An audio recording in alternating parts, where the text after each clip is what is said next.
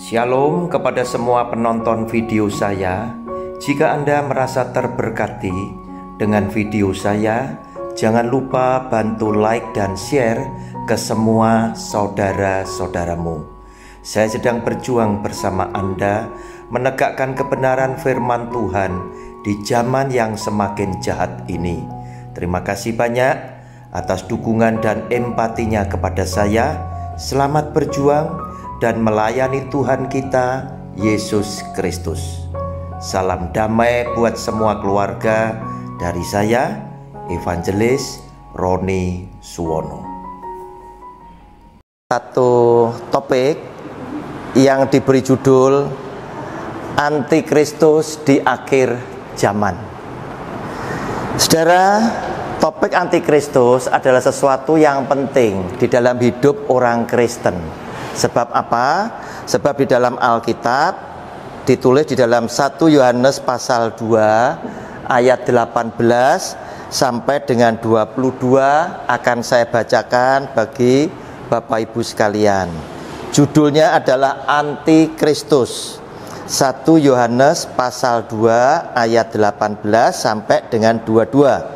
Anak-anakku, waktu ini adalah waktu yang terakhir. Dan seperti yang telah kamu dengar, seorang antikristus akan datang. Sekarang telah bangkit banyak antikristus. Itulah tandanya bahwa waktu ini benar-benar adalah waktu yang terakhir. Memang mereka berasal dari antara kita, tetapi mereka tidak sungguh-sungguh termasuk pada kita. Sebab jika mereka sungguh-sungguh termasuk pada kita, niscaya mereka tetap bersama-sama dengan kita. Tetapi hal itu terjadi supaya menjadi nyata bahwa tidak semua mereka sungguh-sungguh termasuk pada kita. Tetapi kamu telah beroleh pengurapan dari Yang Kudus, dan dengan demikian kamu semua mengetahuinya. Aku menulis kepadamu bukan karena kamu tidak mengetahui kebenaran, tetapi justru karena kamu mengetahuinya dan karena kamu juga mengetahui bahwa tidak ada dusta yang berasal dari kebenaran. Siapakah pendusta itu? Bukankah dia yang menyangkal bahwa Yesus adalah Kristus? Dia itu adalah antikristus, yaitu dia yang menyangkal baik Bapa maupun Anak. Saudara, kenapa saya katakan topik antikristus ini sangat penting untuk hidup orang Kristen? Sebab saya banyak melihat orang-orang Kristen itu sudah merasa happy, merasa yakin, karena aku jadi orang Kristen berarti antikristus ini bukan aku. Nah saudara, saya katakan penting, kenapa? Karena Alkitab itu menulis justru ketika Anda Kristen, Anda punya potensi jadi antikristus. Kenapa? Karena ayatnya, ayat 19 berkata begini. Silakan digarisbawahi. Memang mereka berasal dari antara kita. Antikristus itu berasal dari antara kita. Tetapi mereka, antikristus tadi, tidak sungguh-sungguh termasuk pada kita. Mereka belum tentu akan menyertai kita terus. Mereka belum tentu bisa seiring sejalan dengan isi hati Tuhan. Tetapi mereka bersama dengan kita, internal kita. Tetapi mereka tidak sungguh-sungguh. Nah, kata tidak sungguh-sungguh saya aplikasikan di dalam kehidupan kita sebagai orang Kristen, yang mungkin Anda hari ini merasa yakin bahwa Anda bukan antikris. Tetapi saya katakan, justru ketika Anda jadi orang Kristen, Anda punya potensi loh jadi antikristus.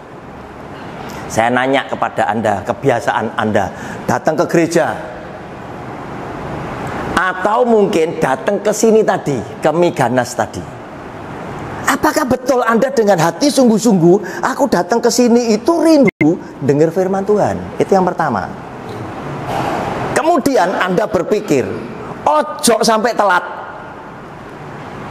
Jangan saya sampai terlambat. Sebab apa? Ketika aku diminta dulu, Pak datang ya di acara ini ya, ngambil rapot 15 menit sebelum acara Bapak datang. Setengah jam sudah datang.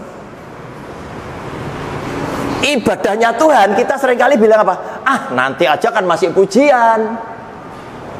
Berarti apa? Ini tanda-tanda loh, orang Kristen tidak sungguh-sungguh loh. Terus kemudian ketika Anda datang ke gereja, bukankah di dalam ibadah tadi nanti ada kantong kolektor yang lewat? Orang yang cinta sama Tuhan dari rumah sudah milih, nanti aku mempersembahkan berapa ratus ribu.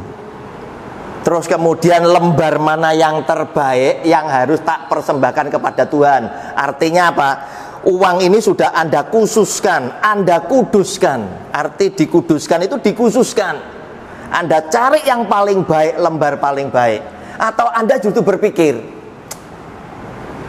ini lo sing elek, ndak wurung bukan punyaku habis ini. Nah, itu berarti ndak sungguh-sungguh loh. Terus hati-hati, berkat Tuhan yang diberikan kepada manusia seringkali dipakai oleh iblis untuk membuat berkat ini membuat kita semakin jauh dengan Tuhan sang pemberi berkat. Seberapa sering Anda ke gereja atau ke persekutuan doa bawa Alkitab yang seperti ini? Nah, itu berarti hati-hati, Anda bisa antikris.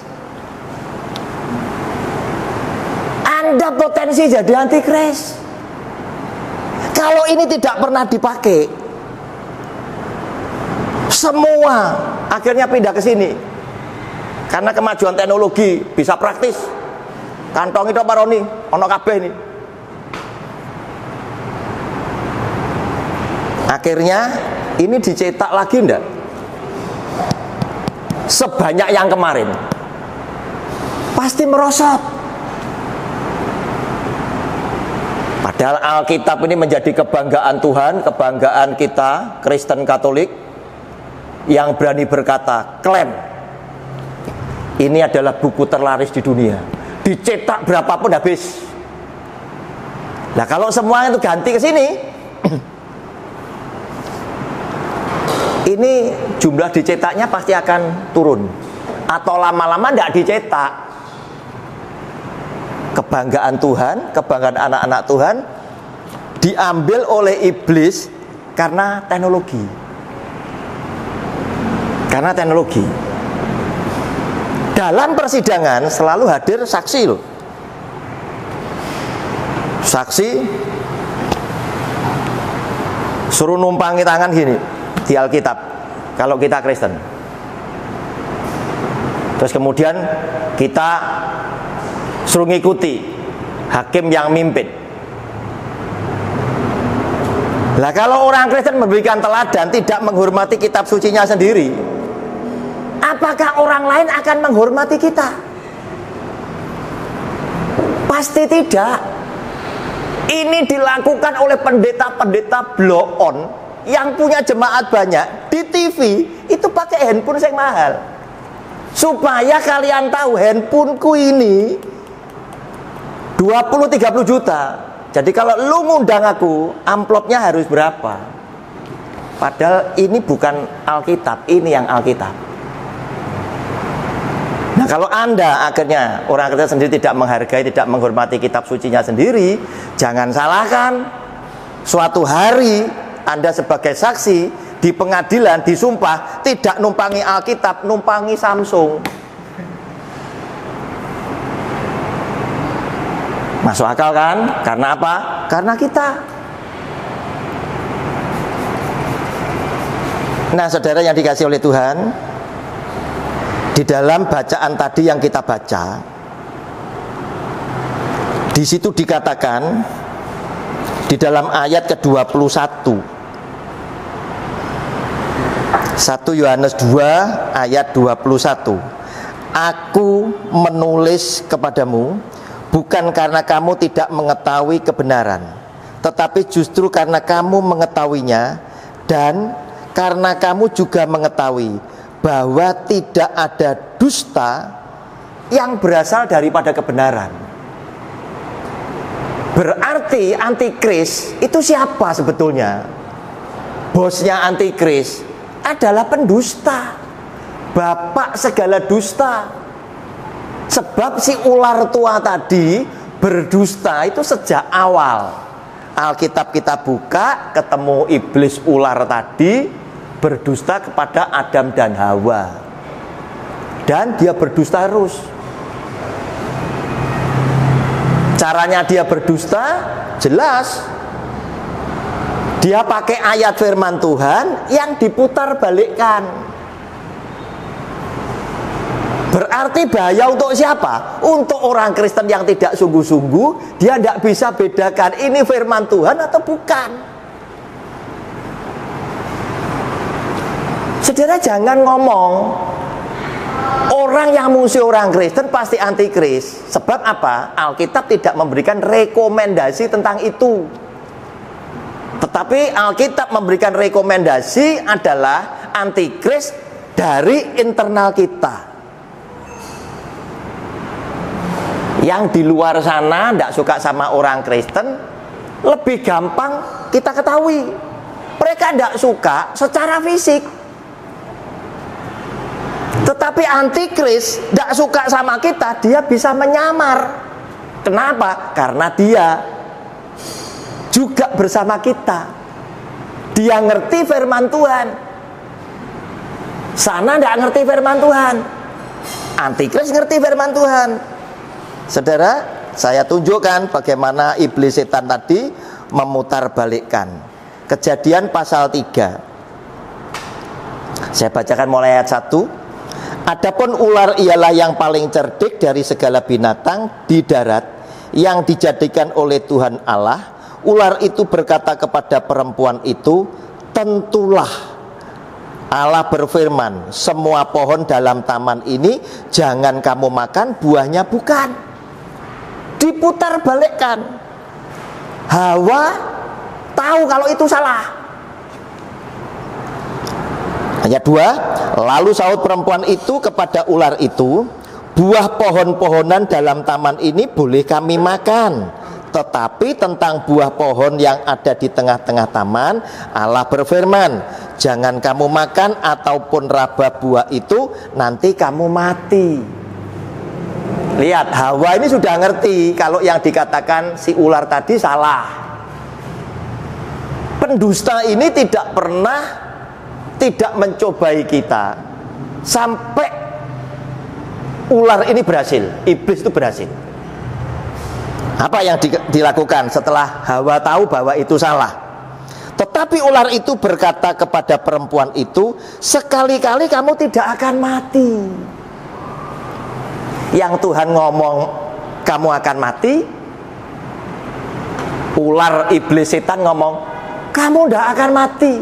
Mulai dia ngadu, antara kita dengan Tuhan itu dibenturkan. Oleh karena itu zaman sekarang ada banyak orang Kristen yang katanya percaya dengan Tuhan Yesus, tetapi sesungguhnya dia lebih mengasihi pendetanya dan gerejanya dibandingkan Yesus Tuhan dan Alkitab. Kalau pendetanya dikritik dengan seseorang, junjungannya ini, itu berani pasang badan loh. Jemaat zaman sekarang mati-matian pendetanya dibela, gerejanya dibela, padahal Alkitabnya jelas ditunjukkan. Ini yang dilakukan oleh antikris yang adalah iblis setan tadi. Dia mulai bentuk bagaimana kamu jadi pengikutku. Nah saudara, dengan dia membalik keterangan yang dikeluarkan oleh Tuhan sebagai sabda firman Allah, itu diputar balikkan. Siapa yang ngomong kamu mati? Kamu tidak mati. Lihat, manusia paling senang jika setelah dipengaruhi itu biasanya dikasih embel-embel berkat. Ayat 5, tetapi Allah mengetahui bahwa pada waktu kamu memakannya, matamu akan terbuka dan kamu akan menjadi seperti Allah, tahu tentang yang baik dan yang jahat. Ini janji berkat yang Tuhan tidak pernah ngomong. Dijanjikan, dikatakan si ular iblis setan. Siapa yang ngomong kamu mau akan mati? Enggak. Justru ketika kamu makan itu, matamu terbuka, kamu akan menjadi seperti Allah. Nah, hubungan kita dengan Tuhan mulai dirusak. Ini cara kerjanya antikris. Nah, manusia seringkali terbuai kalau diberi reward, diberi hadiah, wah itu merasa ini pasti asli. Dan hati-hati, reward yang diberikan oleh iblis setan itu selalu bicara tentang duniawi. Tentang duniawi. Sama seperti ketika iblis setan mencobai Tuhan Yesus. Ayo lihat semua kebanggaan dunia, semua kemuliaan dan kuasa yang ada di dalamnya aku berikan kepadamu. Catatannya satu, engkau datang menyembah kepadaku. Hati-hati. Itu adalah tipu daya iblis setan untuk mendapatkan jumlah pengikut sebanyak-banyaknya. Yang berbahaya adalah antikris yang ada bersama kita. Sebab Tuhan katakan bahwa antikris itu ternyata sudah ditulis di Alkitab. Berarti berkembangnya dengan orang beriman waktunya sama, statnya sama. Sekarang tinggal tergantung siapa yang bisa meraih jumlah pengikut yang lebih banyak. 2000 tahun yang lalu sudah ditulis loh. Mereka juga sedang mengumpulkan pengikut. Dan saya yakin jumlah orang percaya jumlahnya kalah banyak dengan antikris. Kalau kita ngelihat begitu banyak pembicara-pembicara yang tidak pernah fokus membicarakan Yesus Kristus sentris, tetapi mereka justru memberikan berita-berita yang menyenangkan telinga, menyenangkan hati, dengan memberikan janji-janji secara kedagingan.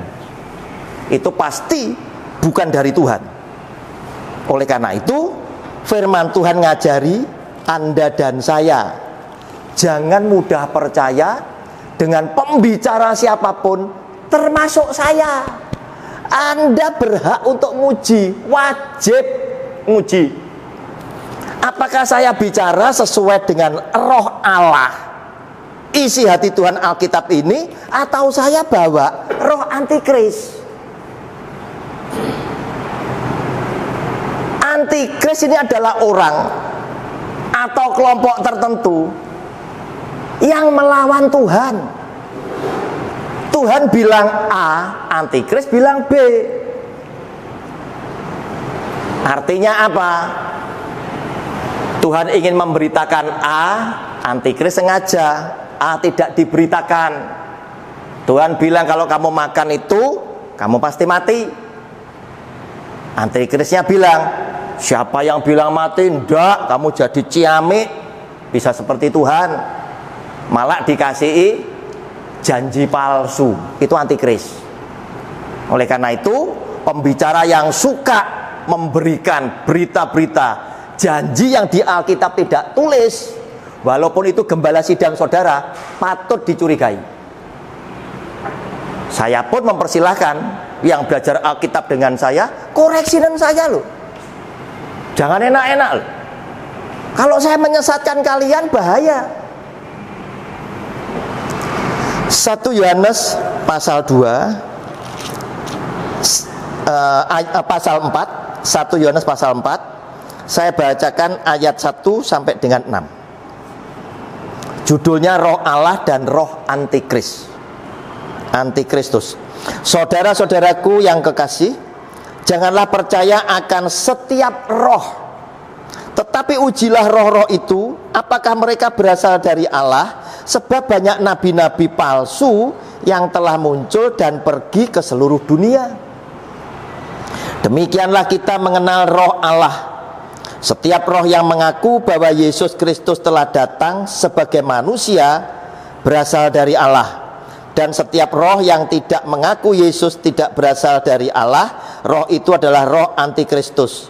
Dan tentang dia telah kamu dengar bahwa ia akan datang dan sekarang ini ia sudah ada di dalam dunia.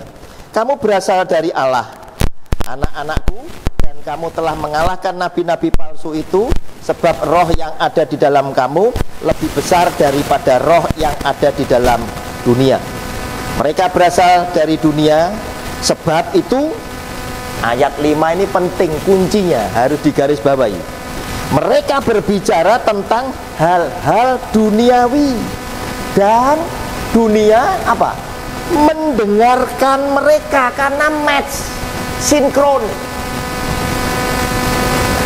Antikris memberitakan hal-hal duniawi, pendengarnya juga orang dunia.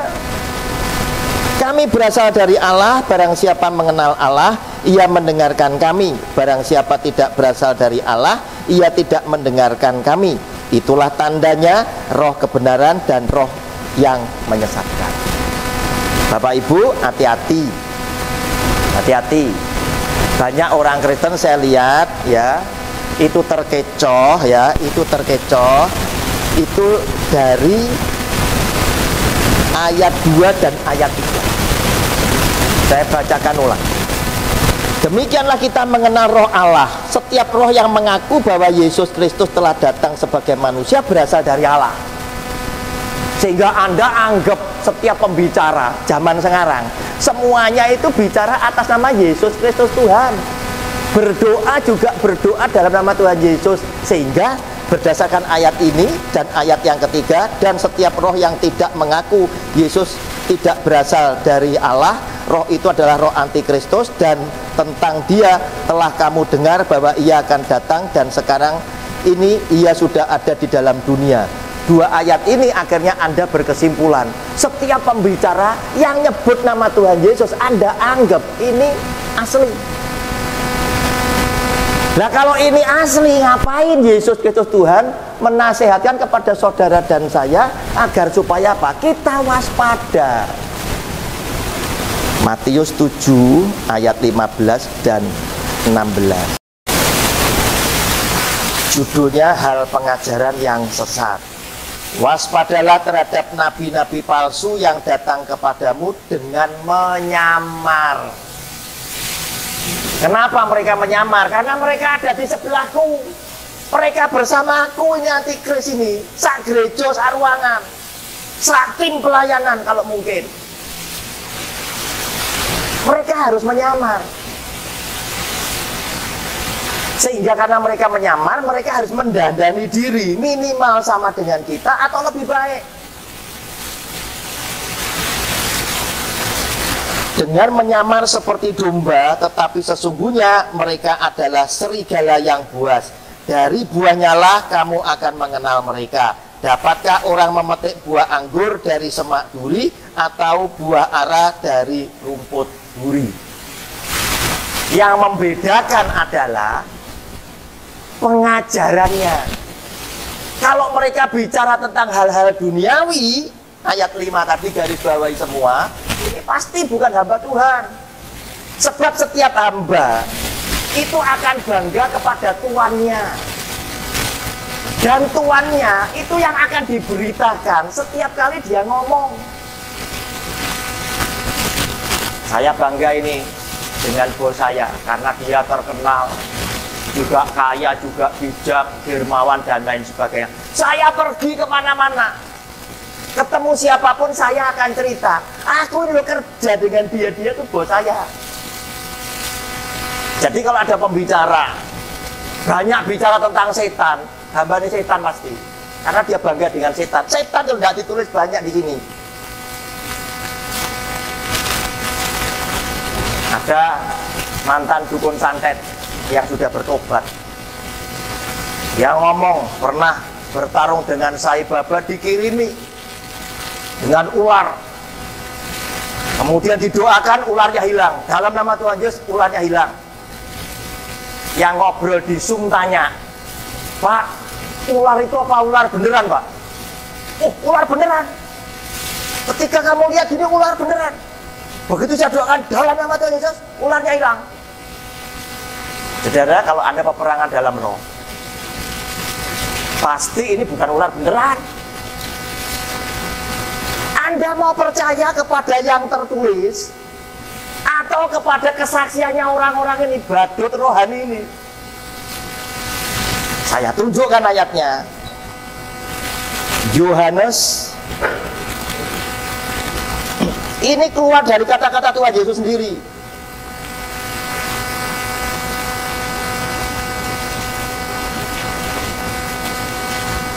Yohanes pasal 20.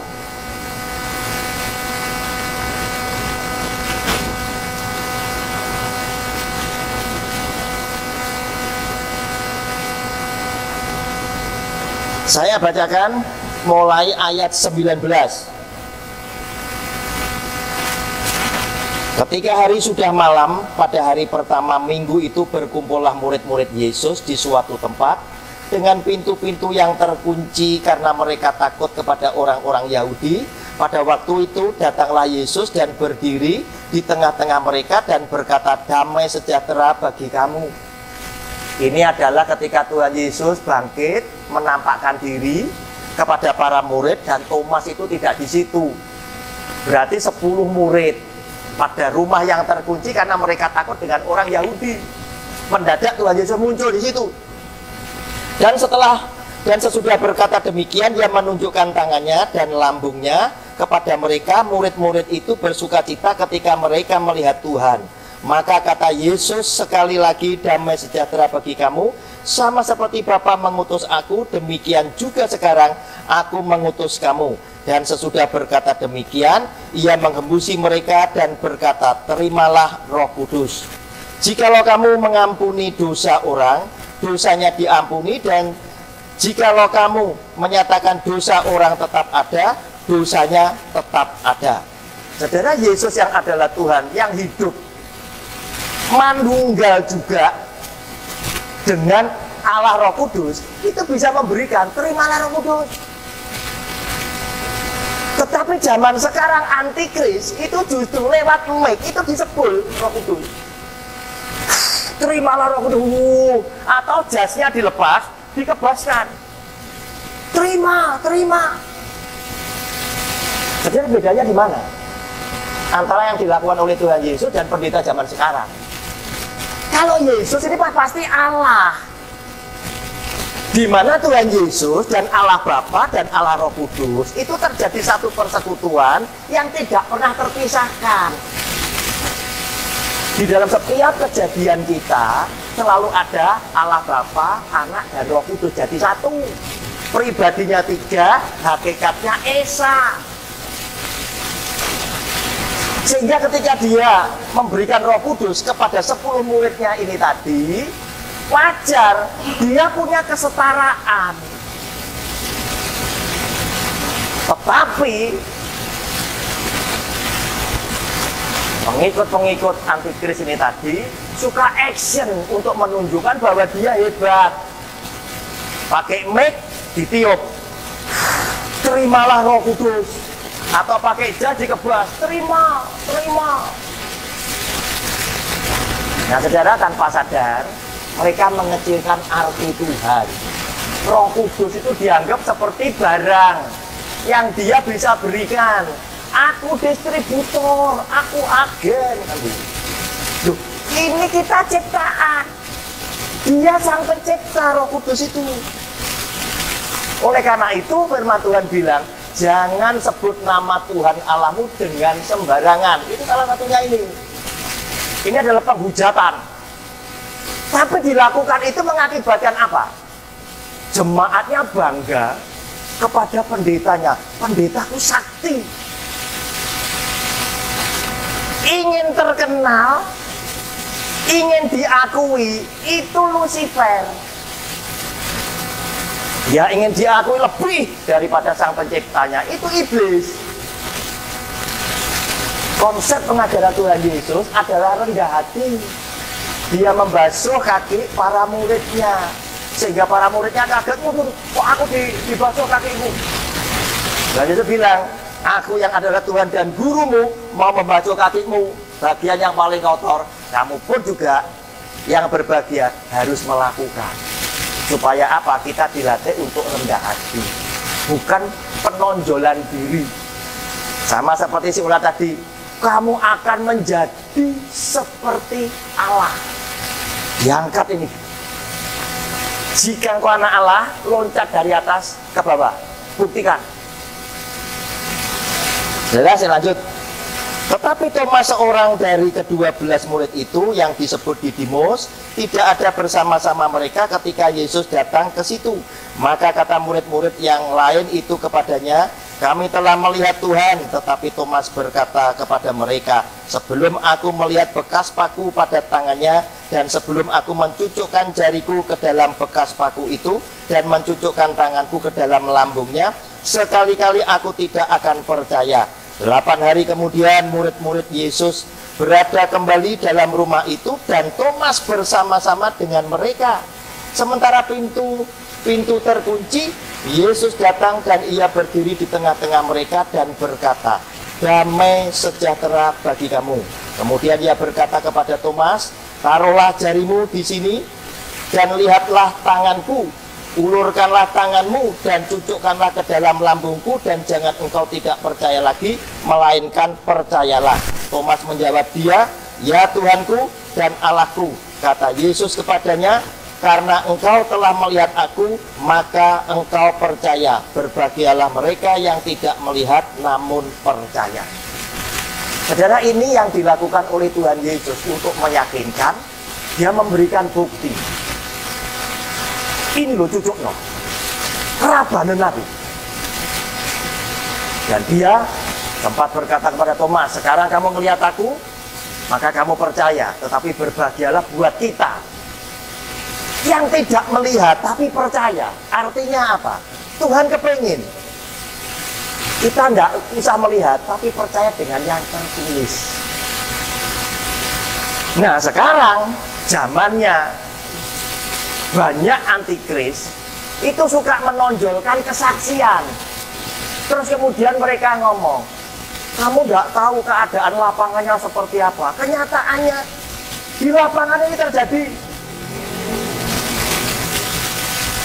Banyak yang ngomong cerita tentang orang naik ke surga.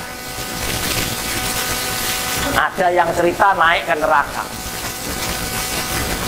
Padahal Yesus Kristus Tuhan itu hanya ngomong dengan Nikodemus.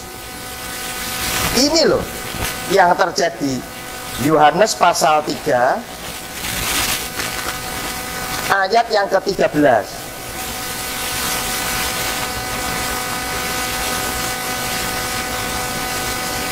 Ini keluar dari mulut Tuhan Yesus sendiri. Tidak ada seorang pun yang telah naik ke surga. Tidak ada loh, selain daripada dia huruf besar, Yesus, yang telah turun dari surga, yaitu anak manusia.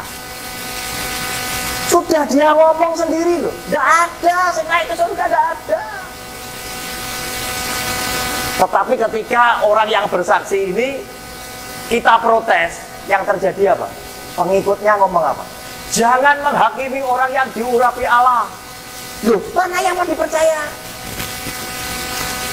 Kita mau percaya kepada Yesus Tuhan kita, atau yang anti Kristus tadi, yang memutarbalikkan firman Allah? Mau yang mana? Nah saudara, mereka biasa membual dengan berkata hal-hal yang menakjubkan.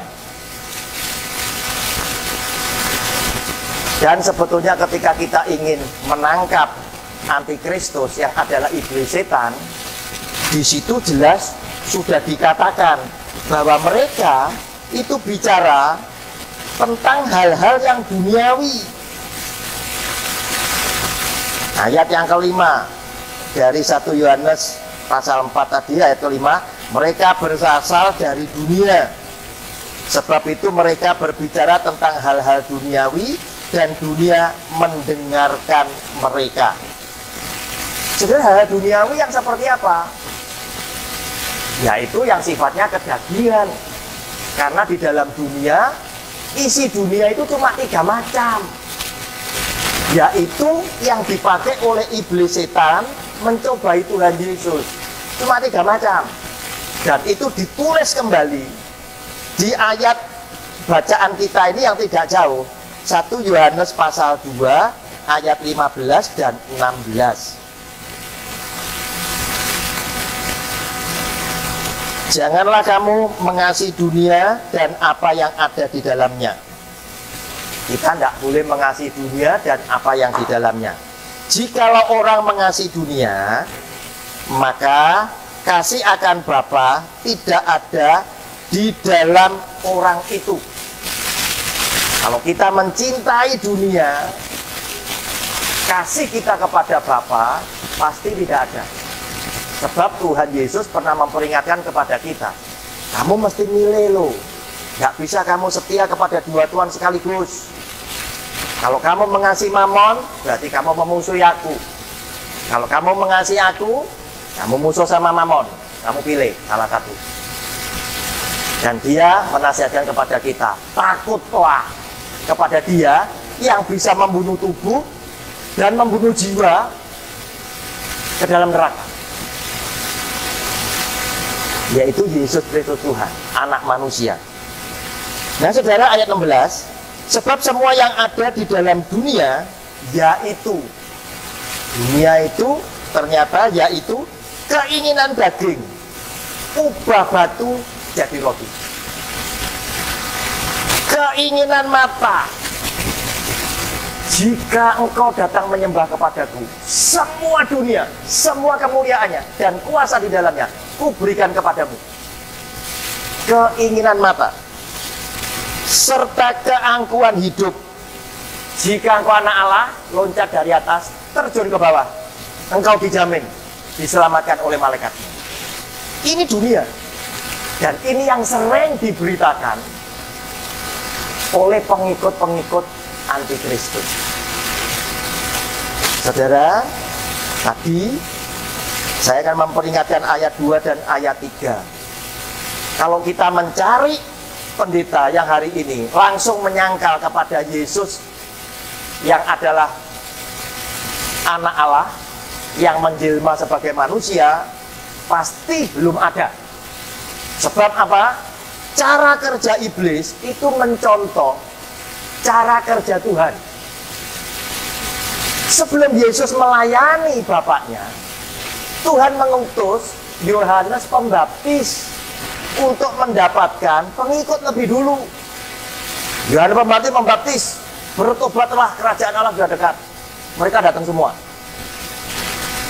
Nah kemudian setelah banyak, Yohanes Pembaptis bilang, aku membaptis kalian hanya dengan air, tetapi akan datang yang lebih berkuasa daripadaku, membuka tali kasutnya saja aku tidak layak. Dia akan membaptis engkau dengan Roh Kudus dan api. Ikutlah dia. Nah sekarang pengikut antikristus ini baru mencari jumlah pengikut. Tetapi suatu hari kelak, ketika jumlahnya sudah besar, maka antikristus yang sesungguhnya, tokohnya itu baru akan muncul. Ada di mana? Ada di Wahyu pasal 13. Saudara, Wahyu pasal 13, Anda nanti silakan baca sendiri. Di situ judulnya binatang yang keluar dari dalam laut. Kemudian ayat 11, binatang yang keluar dari dalam bumi. Itu bukan tokohnya Mas Ian, tapi sudah dahsyat, mukjizatnya luar biasa. Ya, mukjizatnya luar biasa. Lucifernya belum keluar, ini baru. Tangan kanan dan tangan kirinya yang keluar, masih nanti. Dan sedangkan sekarang yang saya bicarakan, sesuai Alkitab, ada antikristus, banyak bangkit antikristus. Itu adalah anak buahnya yang mencari jumlah pengikut lebih dulu, belum tokohnya. Yaitu siapa? Yaitu orang Kristen sendiri yang mungkin sementara waktu ada bersama kita, tetapi dia tidak sungguh-sungguh. dia tidak betul-betul mengikut Kristus, tetapi dia lebih senang dengan pengajaran-pengajaran yang sifatnya kedagingan, yang mengenakan telinga, menyenangkan hati mereka, padahal itu bukan firman Tuhan.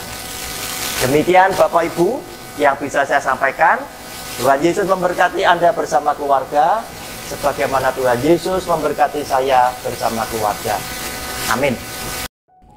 Shalom kepada semua penonton video saya. Jika Anda merasa terberkati dengan video saya, jangan lupa bantu like dan share ke semua saudara-saudaramu. Saya sedang berjuang bersama Anda menegakkan kebenaran firman Tuhan di zaman yang semakin jahat ini. Terima kasih banyak atas dukungan dan empatinya kepada saya. Selamat berjuang dan melayani Tuhan kita, Yesus Kristus. Salam damai buat semua keluarga dari saya, Evangelis Roni Suwono.